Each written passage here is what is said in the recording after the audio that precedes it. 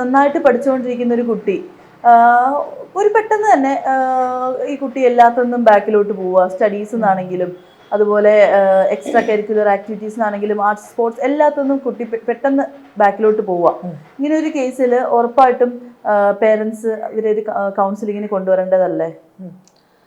അത് അവർക്ക് തന്നെ പറഞ്ഞു കൊടുത്തിപ്പം അതാ ഞാൻ പറഞ്ഞത്, ഇവര് തമ്മിലുള്ളൊരു പാരന്റ്സ് തമ്മിലുള്ളൊരു കണക്ഷൻ അനുസരിച്ച്, കുട്ടി തമ്മിലുള്ള കണക്ഷൻ അനുസരിച്ച് കുറേയൊക്കെ ഇരിക്കും. കുറേയൊക്കെ കേസിൽ ഒരാൾ കൂടെ ഉണ്ടായാൽ മതി, ഒരു സേഫ് അഡൽട്ട് ഉണ്ടെങ്കിൽ കുട്ടിക്ക് അത് മതി, ചിലപ്പം മുന്നോട്ട് പോകും. ഇപ്പൊ ചിലപ്പോൾ ഇനിയിപ്പോ പാരന്റ്സിന് ഡൗട്ട് വരാലോ. ഇപ്പം ഞാനൊരു പാരന്റ് ആണ്, അപ്പൊ എനിക്ക് അറിയാത്ത കാര്യങ്ങളും ഉണ്ടാവാലോ. അപ്പൊ നമ്മൾ വേറെ അടുത്ത് ചോദിക്കുന്നതിൽ ഒരു തെറ്റുമില്ല. അതൊരു ശരിക്കും അതൊരു മാറ്റർ ഓഫ് സ്ട്രെങ്ത് ആണ്. അപ്പൊ പണ്ടത്തെ കാലത്താണ് നമ്മൾ സഹായം ചോദിക്കുന്നത് ഒരു വിഷമകരമായിട്ടും ഒരു വീക്ക്നെസ് ആയിട്ടും ഒക്കെ നമ്മൾ കണക്കാക്കുന്നത്. പക്ഷെ ആക്ച്വലി അത് അങ്ങനെയല്ല.